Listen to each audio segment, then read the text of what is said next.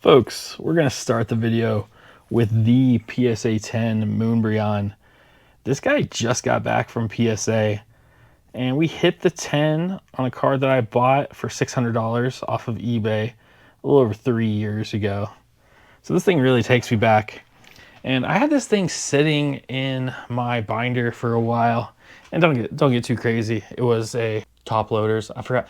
I start a video and forget the term top loader. And now that it has the PSA 10, you would think the challenge was going excellent. I'm declaring a brand new day 0, and I'll explain what's happened and why. So thanks for clicking. Stick around.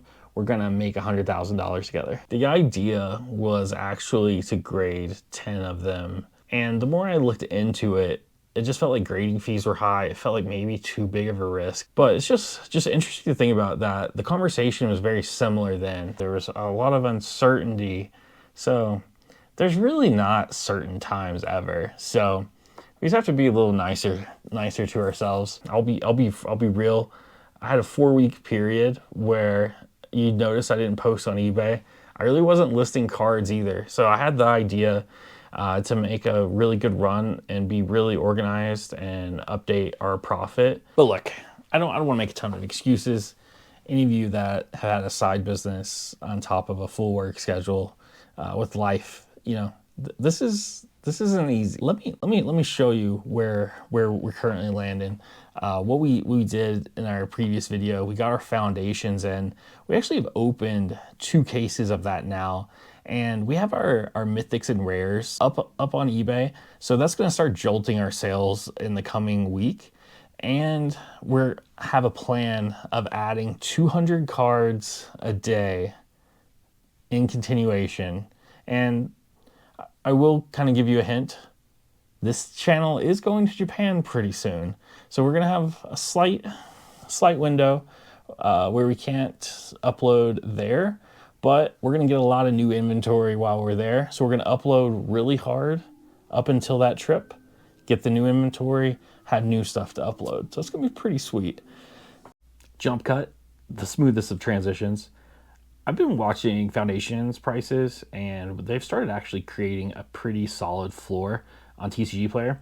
So the exciting part is if another huge wave doesn't hit, we can see those boxes sort of accelerate in prices, which that's the whole point of getting in on the reprints, is that's buying at basically the lowest prices you're going to see with Magic right now. But Wizards is behind basically on 6 different sets right now. So I think we're going to do pretty well by actually holding some of the foundations back. So what we've done is we've actually opened 2 cases, and I'm holding back 2 cases either for another eBay replenish. But I could actually even sell them sealed if they get back to that like $190 range.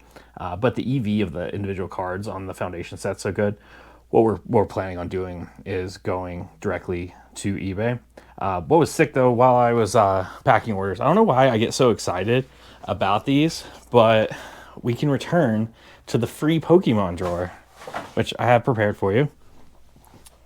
This is our $0 Pokemon drawer because it was from the 2022 stuff. And for whatever reason, someone ordered almost $6 worth of Zorax. So I'm honestly like not even sure what a Zorak is. I've definitely seen them like pulling the cards before. So I know like, you know, everyone has their favorite Pokemon. But how did this become someone's favorite Pokemon? What the hell is this? What is a Zorak? Anyway, we're selling a stack of these. I accidentally put this one in upside down. Don't show Bronze God this packing video, but if you watched my channel from the podcast over there, I really appreciate it. But just don't tell him I did that.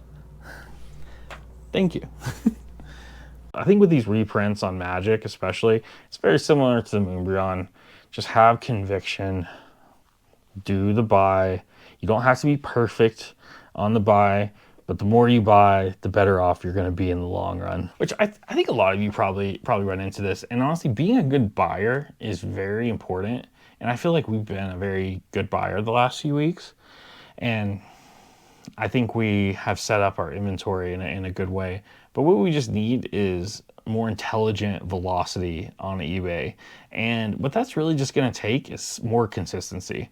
And that's why we're starting over again. This is our day zero. We're keeping the negative numbers, obviously, because that's how, we've fueled our future inventory.